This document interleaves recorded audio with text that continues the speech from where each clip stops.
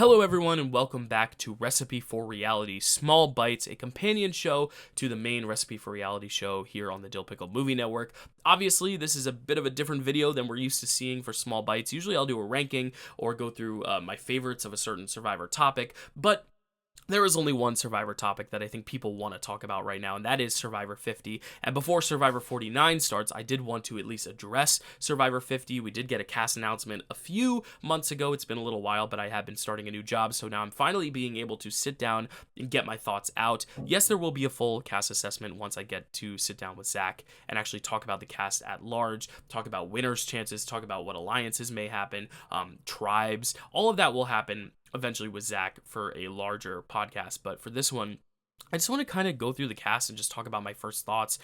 Just the cast in general, I really do like it. I think it does have a good representation of every type of Survivor era and every type of Survivor player, because there are some people who I'm looking at and I'm like, they have no chance of winning, but they're great characters for the game. They're great icons for the game. Even if they're not the biggest, flashiest personalities, they are icons of the game that like your parents, your grandparents, they're going to recognize. And yes, we would have liked to see some other players get a second shot before some of these players are getting their third, fourth, fifth shots, but I do think this is a really good representation of every era of the game. Now, the only part I'm actually kind of at odds with is in the representation for the new era, just because we don't get any 41, we don't get any 43, any 44, and we get a lot of like the last few seasons, 48, 49, to where I do wish it had been a little bit more diversified, spread out. But even the names we got in the new era, there are some big names of the new era coming back. I mean, we're getting 24 survivors. We've never seen that on American Survivor before, which is just more ways to include more players. And yes, I would have loved some players that maybe started in the 20s here. We don't get a lot of them. The only two players from the 20s on this cast are players that played in South Pacific. And I guess Heroes vs. Villains counts as the 20s, even though I like to think of that as a capper to the teens that came before it. But again, we're not getting every single area of Survivor covered by this thing, but we're getting a lot of areas covered. We're getting a lot of representation, a lot of icons of the game in one way or another, strategic, social, physical, and we're getting someone from the very first season and the very most recent season. So I think if this is a celebration of Survivor as a whole, as a history, I think we got good players. And the thing is, all these players, I don't think anyone's going to phone it in. I think everyone's going to be there to win, to play hard. Even the players that you might be like, did they play very hard their last time? I think because they didn't play so hard their last time, they're going to come back and realize they have to right some wrongs and play even harder. And I really don't think anyone's there to just kind of hang out on an island. Even the one who everyone's going to say is going to be there to do that thing, I think we could see a different side of that person. We'll get to him very soon because he's the second name we're going to talk about. But I did want to go through all these 24 players very briefly and just talk about what I think of their inclusion on the season and where their chances may lie right now before I give it some deeper thought. Again, this is very much my blanket first thoughts and first opinions of this cast. But we're starting it off with the very first season, Jenna Lewis from Survivor Borneo, Survivor All-Stars. I'm very excited to see Jenna. I think of anyone on Borneo, she's the person who is going to play the hardest. We saw it on All-Stars. She really went hard, trying to go against the winners and really try to make a name for herself, despite being pretty much the most unrecognizable of the Borneo people on that season. I mean, you had Rich, you had Rudy, you had Sue, and then you had Jenna. And Jenna was kind of like the random choice there, even though they wanted some Pagong representation. But I think of all the players to return from Borneo, she's been the most impressive. Her and Jervis. And I think Jervis played a great game in Blood vs. Water, but never played a winning game, whereas I think Jenna Lewis played a game that I think nowadays could be seen as a winning game if she plays her All-Stars game the way she plays it and then makes it to the end with Amber, or even makes it to the end with Rob. I think she has an actual shot because people just didn't like Rob and Amber. So I really do like Jenna's inclusion here. I think Jenna's going to be someone who's going to play super hard. She's not going to feel like an old schooler, and even if she does, just the fact that we're getting Borneo representation. Yes, we've seen Jervis recently. Yes, it would have been great to see Jervis. Yes, I would have loved to see Greg. Obviously, Colleen is someone they keep trying to get back here. You're not going to get Richard Hatch these days on Survivor in Survivor 50. So I think this is the best choice to kind of just show, how a player can evolve from the very first season to the 50th. And I really hope she is as much of a winner contender as I think she is, because I honestly don't think she's going to be a target. And I think that's really good for her game. And I'm really, really excited to see what Jenna brings here. I did kind of talk about some other Borneo names I might like here. I'm going to do another video soon down the line where I talk about who I would have replaced some of these people with if I wanted my ideal Survivor 50 cast. So stay tuned for that video. But I think Jenna would have still made my cut because I think it's a really inspired choice from the first season to show that they are able to adapt with the times. She was able to adapt in All Stars. I think she'll be able to adapt again for 50. Let's hope. Let's move on to Colby, though. And this is the guy who I was talking about earlier who had a very dud run in Heroes vs. Villains. But I honestly think it's the most interesting character stuff we've seen of Colby. I mean, he was the good old boy. He was like the hero of the first phase of Survivor.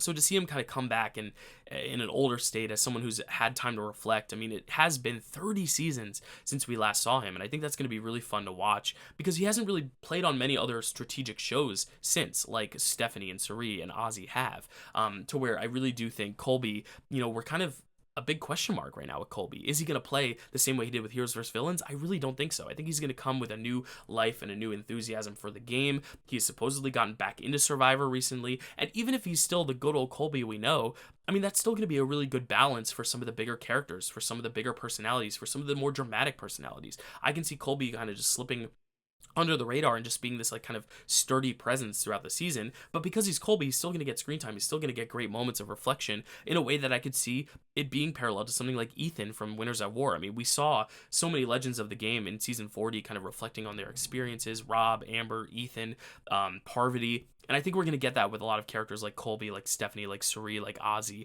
just kind of looking at their Survivor experience as a whole. And that's going to be really special for people who have followed it since the start. So while I would have loved to see Jerry, I would have loved to see Colby with Jerry, I do think Colby being here is still an interesting casting choice because it is also honoring the very early start of the game where he is the very first hero of Survivor. And I think that's something that you can't just ignore here when putting together a cast of assumedly the best of the best. But moving on to Stephanie, obviously Stephanie LaGrossa, she had one of the best individual stories on Palau. Don't love her Guatemala game as much, really don't love her Heroes vs. Villains game, even though she didn't really get a chance to have one because of James. But I do think having seen her on the Traders, I'm at least a little bit more intrigued as to Stephanie's gameplay. I think having played in the Traders, she kind of got woken up as to like, oh yeah, these are how these games are played. Now let me learn what I learned from the Traders and bring it into a new modern Survivor.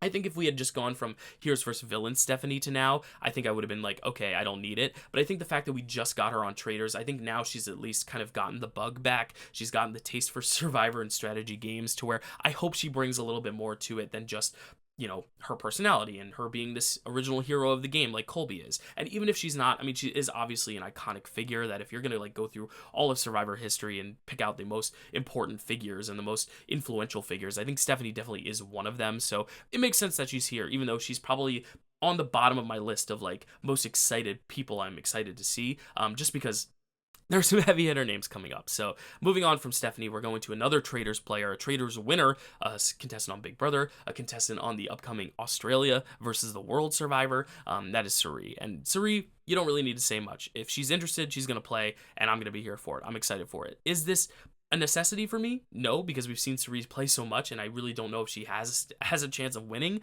I think she has a chance of going far because I think she's someone everyone thinks can be a late cut, as she was with Big Brother, as she was with Game Changers. But I do think because of Traders, obviously there is that ability to mist some people who are just genuinely fans of her, especially some of these new era players. We might see people be like, whoa, you're Suri, I want to work with you just because I like you. And I think that's Suri's power. The only thing is like, how do they let her get to the end? And that's the thing is like, I don't think Suri ever has a shot in these new seasons ever since Traders. So honestly, at this point, it's just going to be about seeing her on screen and just seeing more Suri, which I'm very excited to see. But as for her longevity, I'm a little worried. I do hope they at least kind of keep her along because they think they can beat her at the end, and then maybe she pulls out a surprise comp or two, or maybe has a few allies that are just blindly loyal. But in this cast, I think it's going to be hard to kind of pull the wool over a lot of people's eyes. So she's really going to have to like feed on the new era players that are just like wide-eyed and ready to like make these very loyal bonds. Maybe someone like Joe, maybe even someone like one of our 49 contestants, maybe even Emily Flippin. Find someone who is maybe loyal to a fault and really try to take advantage of that. Otherwise, I think Suri's toast, but I'm excited to see her. It's Suri, obviously one of my favorite players, if not my favorite player of all time. So moving on from Suri to Ozzy. Ozzy is someone who's obviously a very important figure of Survivor, a very iconic one. It's my mom's favorite player, one of my sister's favorite players. I think we named our dog after Ozzy. We love Ozzy in our family, but I know what else do we have to see from Ozzy? And I think that's the big question mark, is like, he especially, I mean, I think we've seen every shade of his game, and I really just don't know if, we are going to see a new shade of Ozzy, or if we're just going to see the same old. I think the most interesting Ozzy is actually his Micronesia game. I think that's the most strategic Ozzy we've seen, where South Pacific, Game Changers, Cook Islands is just kind of about winning challenges, providing, being a social butterfly. So I think Ozzy is probably number 24 of the people I'm most excited to see on this cast, only because I genuinely don't know if he has anything else up his sleeve, especially with Game Changers, him being such a minimal presence. At least, Suri on Game Changers is a big presence. At least Stephanie, in her few episodes of Heroes vs. Villains, makes her mark. I mean, she fights with people in the start of the season. It's good drama. Colby, he's pathetic in Heroes vs. Villains, but that adds an interesting dynamic to his character. Whereas Ozzy in Game Changers gave us nothing, and I really hope that he gives us something here. Otherwise, I think he's just taking up space for people who could have been much better fits for this spot, especially from the seasons he's coming from. I mean, I could have seen, plenty of people from Cook Islands, Micronesia. We're looking at Jonathan Penner maybe, as a much better fit for this spot. But again, we need some strength to battle Jonathan later down the line, so maybe that's why Ozzy's here. But I don't know. It's Ozzy. He's a legend, so I'm not going to complain too much about it. I see why they did it. Moving on to Coach. This is a legend that I think, warrants a spot on a legend season, a Survivor 50. I think he's one of the biggest figures of that first half of the series' run. We haven't seen him in over 25 seasons, so I think it's going to be really fun to see what Coach also brings to the game as an older, wiser coach, but he's not going to change his ways, and I love that his ways not being changed is a positive, even though, like I just talked about Ozzy not changing his ways is a big negative. I think for Coach, that's a big positive, because it means we're going to get, more wacky, crazy stories. Hopefully we get the crazy Coach we know and love. If we get a more like toned down, mellow version of Coach, I don't want to see it. I think we want Coach for the entertainment value he's going to bring this season. And based on some of the postseason, just the way he's been posting about it, it seems like he's excited for 50, which makes me think he at least has some sort of presence on 50. I don't want to read too much into social media, but I'm very excited to see Coach. Next, we have Aubrey, and Aubrey is an interesting one because I feel like Ozzy, I think we've seen all we really need to see from Aubrey as a character in this game. And I think because she played still pretty recently, I mean, Edge of Extinction is still only like 11 or 12 seasons ago, I'm not necessarily itching to see more of Aubrey from a character perspective, but the difference between her and Ozzy is that I feel like at least every time we see Aubrey, she's at least trying a different strategy. Like Edge of Extinction, she fell on her face. It was a terrible experience, and she didn't really do a great job, but we at least were seeing her trying to make these bonds and trying to be strategic, whereas I think like someone like Ozzy and maybe even like Stephanie or Colby could just be there to enjoy being out there for the experience and the nature and the island of it all, where Aubrey is never going to be out there for that. Aubrey's still going to be playing hard and playing strategic, and I don't necessarily know if we have anything left to see of Aubrey that we haven't already seen, but because we haven't seen peak strategic Aubrey since Go Wrong, it might be nice to kind of see this kind of full circle moment where she kind of gets back to her strategic prowess in a way that like Boston Rob, after All-Stars, went on to Heroes vs. Villains, was not successful. He was taken down by Russell and then came back strong with the Redemption Island. I could see that happening with Aubrey, who had two very successful runs and then one that was really disastrous. And to see what she does now on this bounce back, now that her threat level is a little bit lowered, I actually think Aubrey could be a sneaky winner pick. I don't know if she's going to win just because I think she's still one of those big strategic names. And I think especially looking at the old school representation, I mean, Ozzy, Coach, Stephanie, Colby, they're there because of their character arcs and their stories, whereas I think really only Aubrey and Suri are there because they're really great players and they're really great strategists. And I think that's going to be something that could work for Aubrey if she gets the right allies, or against Aubrey. And having Q on the island, we already know how Q feels about Aubrey. So I worry for Aubrey in the short term early in the game, but if she can get her footing and make it deep in the game, I think she could be a winner contender. Now moving on to some of the players, in fact, all these players from here on out have only played once, and I think that's so exciting. Starting it off with Chrissy from Heroes vs. Healers vs. Hustlers, a very interesting choice because I think by now the general public has kind of forgotten about Chrissy. I think, they keep bringing her up when they talk about like immunity records, like when Rachel was going for her immunity record, they kept bringing up Chrissy.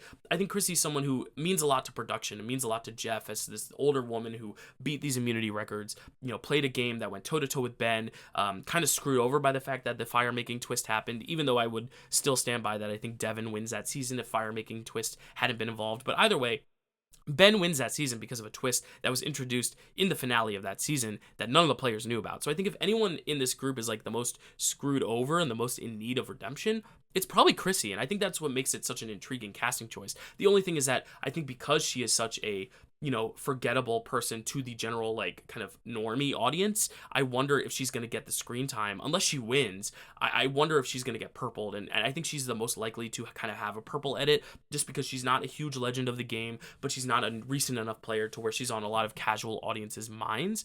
And I really worry for the superfan community that they're going to be very underwhelmed when Chrissy gets maybe a confessional in 3 episodes. But if she does make her mark, if she has a big impact on the season, they'll be forced to show her a lot. And I really do hope she can make a deep run, because I think if anyone on this season has a lower threat level, I think she's one of the 2 players on this list that has the lowest threat level. And I think that's really, really good for Chrissy. It's just she doesn't want to have such a low threat level to where she's just like taken out because she's expendable. So Chrissy's very hit or miss. I'm excited to see Chrissy.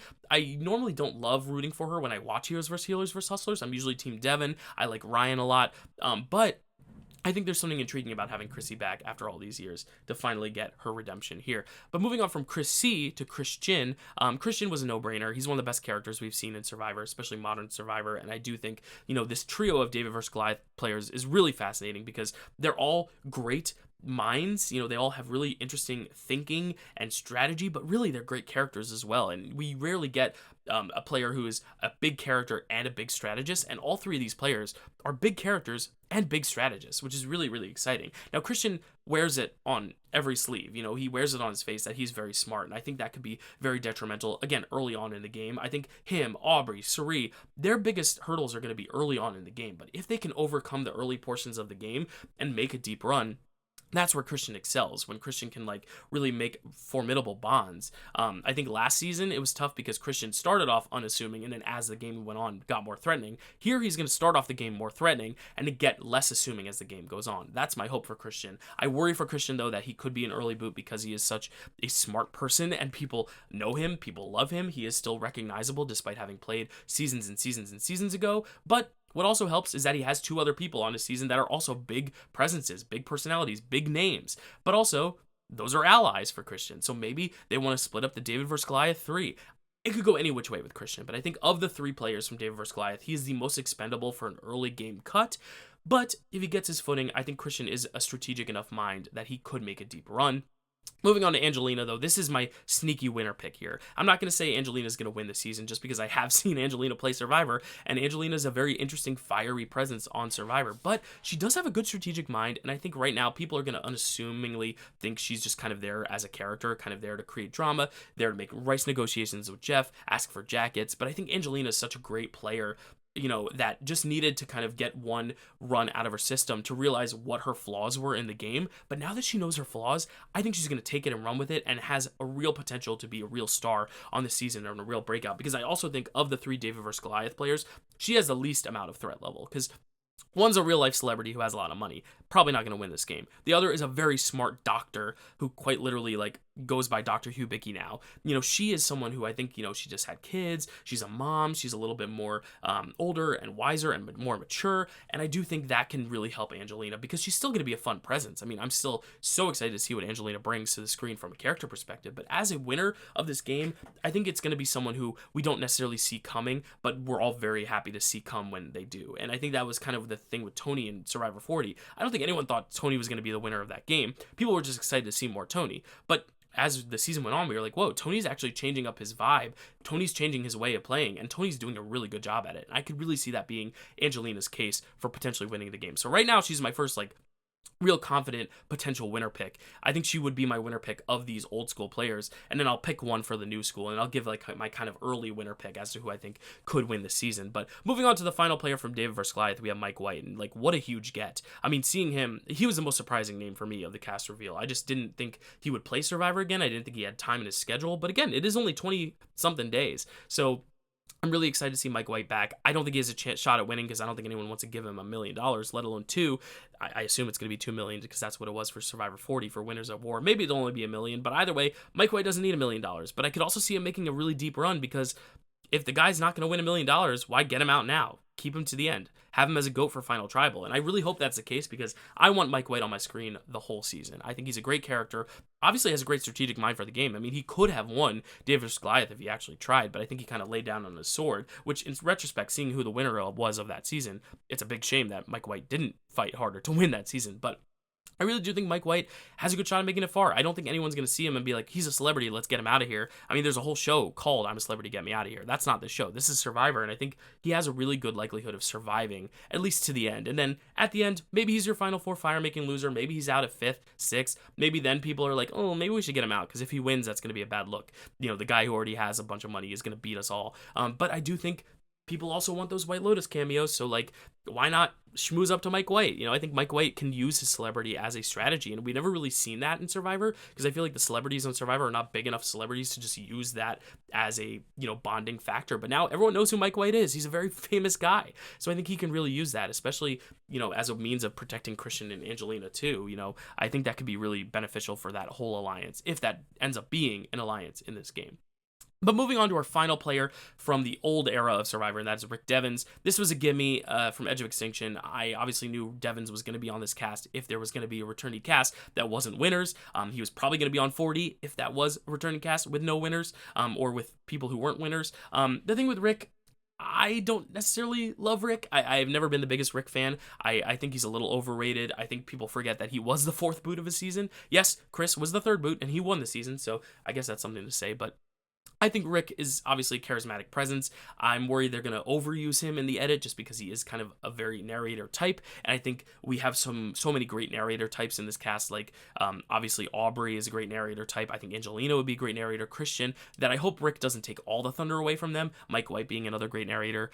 People like Charlie, Camilla, Genevieve. I think they could all be really good narrators, to where I really hope Rick doesn't steal all the thunder, but I know he's one of Jeff's favorites, so he probably will. But I do like Rick. I think he's a good guy, and I think he's, obviously a good presence on camera. It's just, I've never been as impressed with Rick's game. I think he really relied on a lot of advantages. I think he was someone who was a little overrated at the time. And also, those few seasons were a little dark. It was a pretty dark patch of Survivor history. So I think he's one of the brighter lights, at least for production, to come out of that. So I knew he'd be here. I'm not super excited to see him, but I hope he does well, just because I do think he's a good guy. So moving on to the new era rep, and this is where I'm a little upset, just because I would have liked some 41 representation, especially if they're cut the 4, keep the 1. To not have anyone from your first new era season is pretty sad, especially with people like Shan, Ricard, Erica left on the table, all these great players. And then obviously 43 and 44 not represented. And I think that's a big shame too, because Jesse, Carolyn, Jam Jam, so many big figures that would be such great presences on the season. I know Jam Jam's doing the Traders, Carolyn just did the Traders, but it just feels weird that this is the group of new era players we got.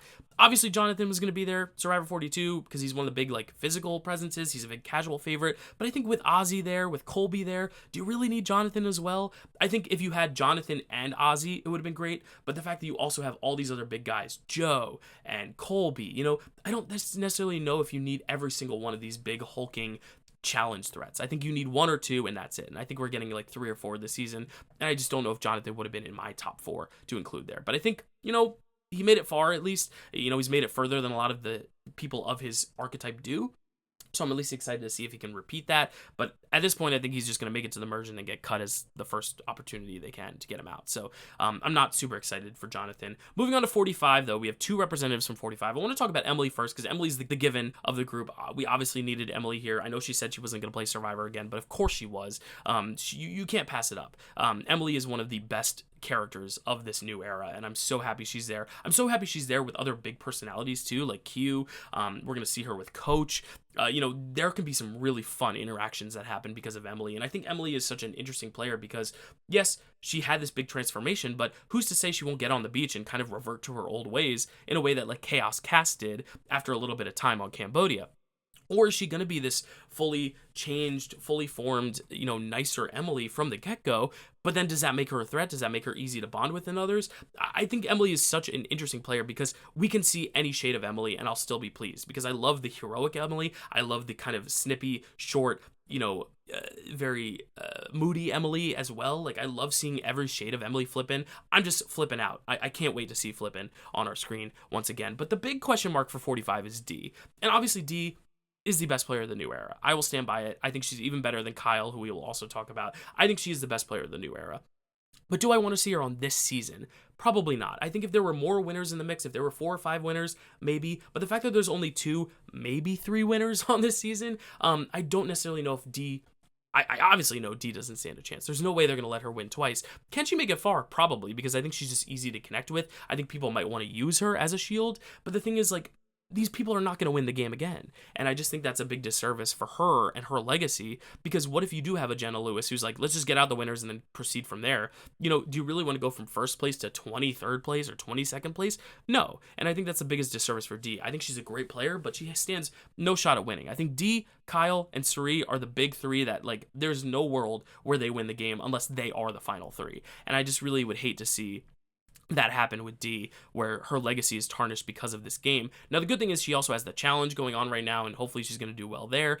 She also is just such a good, impressive player that I do have faith that if she at least makes the merge, her legacy will stay intact. But I really would have loved to see maybe a new era All-Stars where we bring D back with Kyle, but also bring Rachel, also bring Jam Jam, see if Kenzie wants to play, bring Erica, you know, Marianne.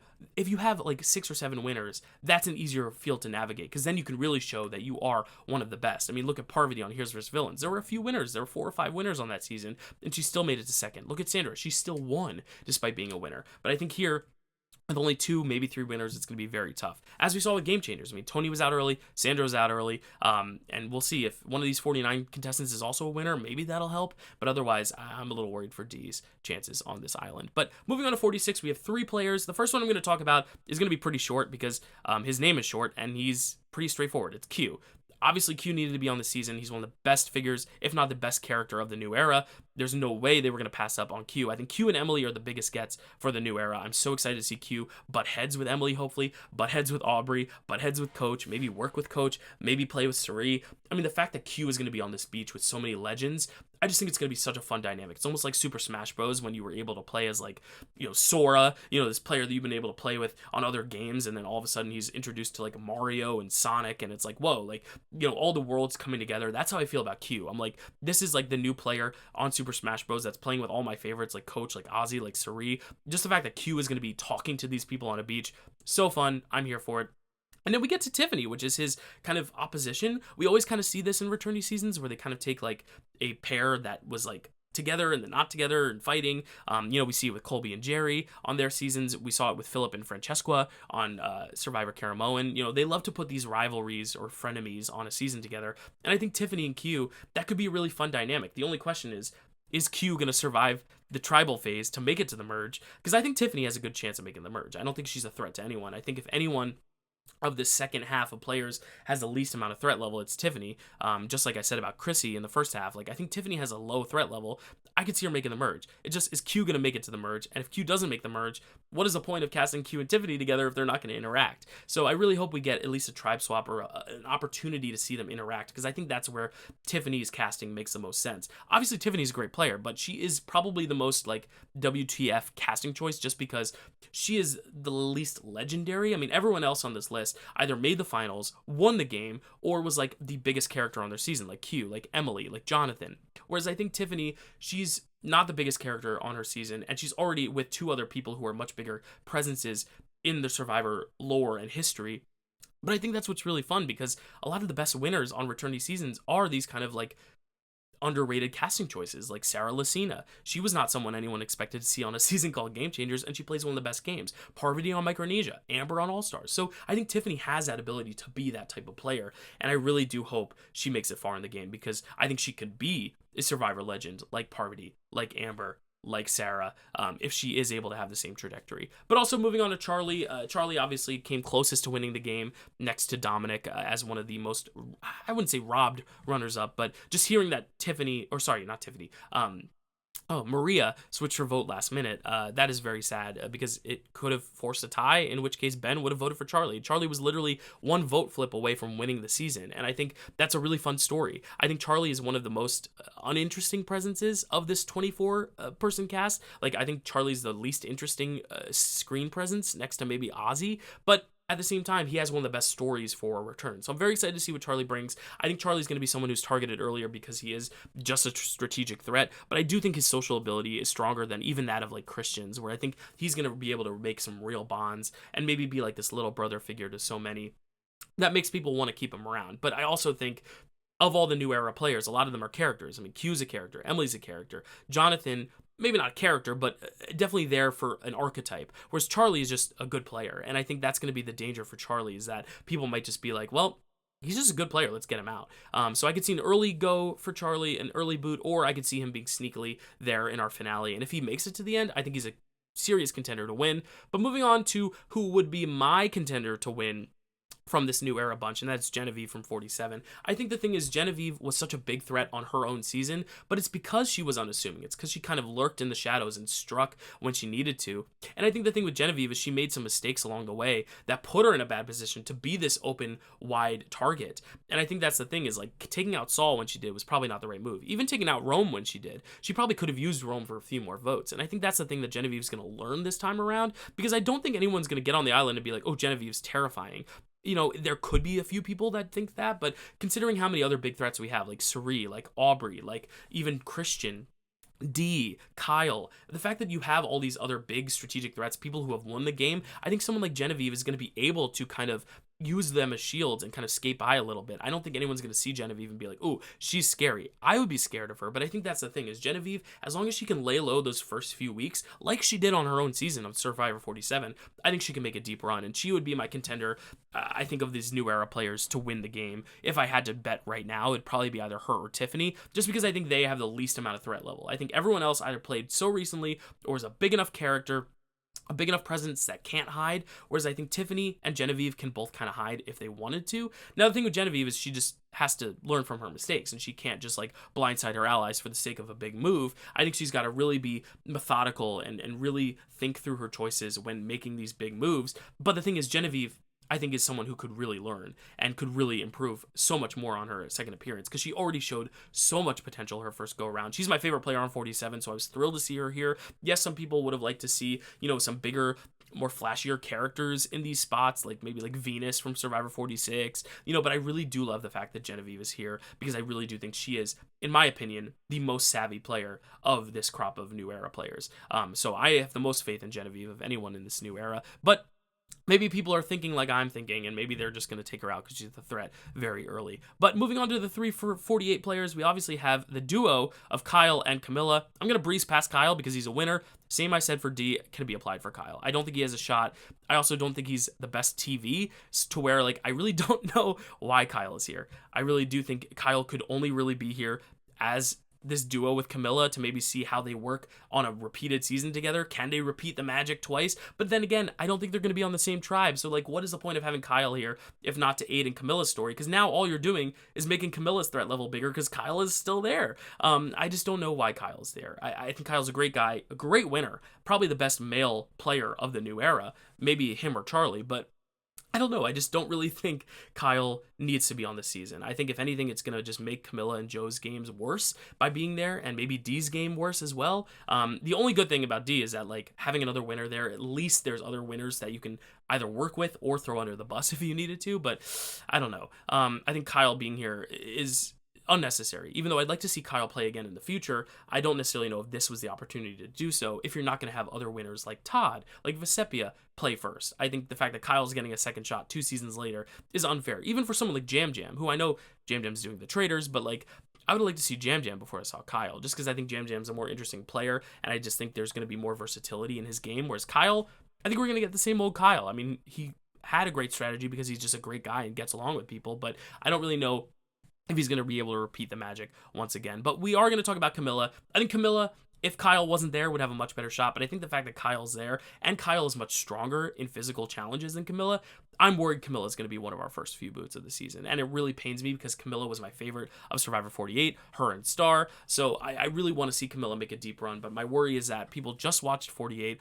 They're dangerous. You know, Camilla seems dangerous to them. The fact that Camilla and Kyle are there, they're going to want to take one of them out. And because Kyle's strong, they're going to go for Camilla. And that's my biggest worry, is that Camilla is not going to have a chance on this season, which really sucks because I think if she was there alone, I think she actually could be a sneaky winner pick. But I really like Camilla. Again, these 48 players, we just saw them play that like I'm not itching to see them play again anytime soon. But I'm a bit of a hypocrite because I really want to see Genevieve back, and she was on 3 seasons ago. So I'm not going to be too upset about Camilla just because I love Camilla, and I think if she can make a deep run, she's a really interesting player. But moving on to Joe, again, we kind of saw Joe's game, and I don't think Joe's going to repeat his game. I don't think he's had enough time off like Colby or like Ozzy or like Coach to really reinvent his game. I think he's just going to give us the same thing he gave us in 48, which means he probably has a good shot at winning because I think there are going to be people who kind of latch onto the loyalty. I could see him scooping up Coach, Ozzy, Colby, even Jenna as like this loyal number.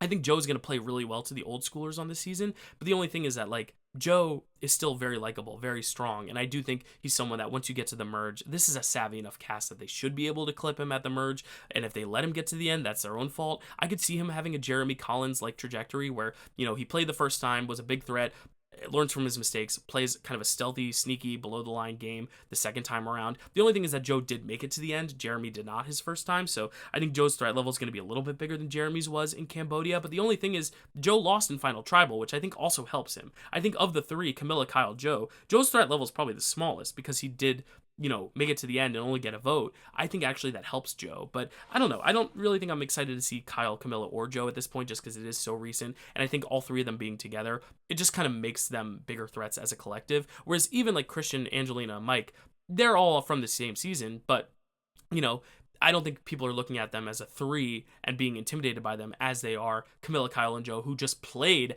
as a three. I mean, them and Eva, that was the final four. Like, the fact that you're getting three of the final four all together right there on the island with you, like, I'd be nervous. I'd vote them all out right away. So I think Joe, if he can kind of break past the first few weeks and, like, make it far in the game and play the loyalty card, I think he has a strong chance of making it far. I think he has the strongest chance of the three to make it far. I think Kyle stands no shot. I think Camilla, because of guilty by association with Kyle, also stands no shot. But we also got to get to our mystery 49 contestants who are not mysteries. It's Savannah and it's Rizzo.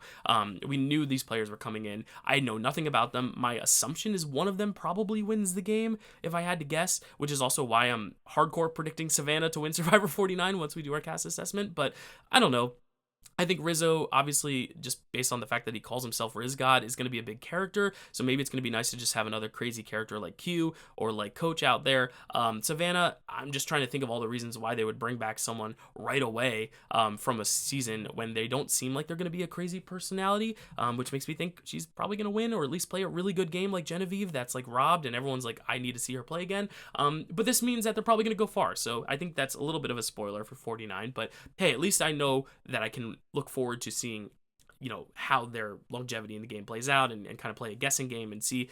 Right now, it's not a question of if they're going to go far, it's if they're going to win or lose, because are they going to have 2 winners on the season, 3 winners on the season? But I think just knowing that Rizzo and Savannah are good enough players to keep their eyes on to where they would put them on a Survivor 50 with 24 players nonetheless, after cutting people like Jerry and Jonathan Penner, like, you know, the fact that they're on the cast, there has to be something special about them. So I'm at least looking forward to seeing what that is on Survivor 49. But whew, I went through every single player there. Some of them were a little bit more rapid fire than the rest, but that is my thoughts. Very blanket, very early first thoughts on Survivor 50, not 49. 49's coming, but 50 is right around the corner after that. Zach and I will do a proper cast assessment where we look at their interviews and actually look at their, you know, tribe positions and see where we actually think they're going to fall once they hit the beach. But right now, if I had to pick a winner pick, I was teasing Angelina, I was teasing Tiffany, I was teasing Genevieve. I think those three are probably the biggest contenders for me right now because I think they're going to come in with the lowest threat levels, but also enough strategic prowess to actually do a good job and actually make it far. I could also see Jenna Lewis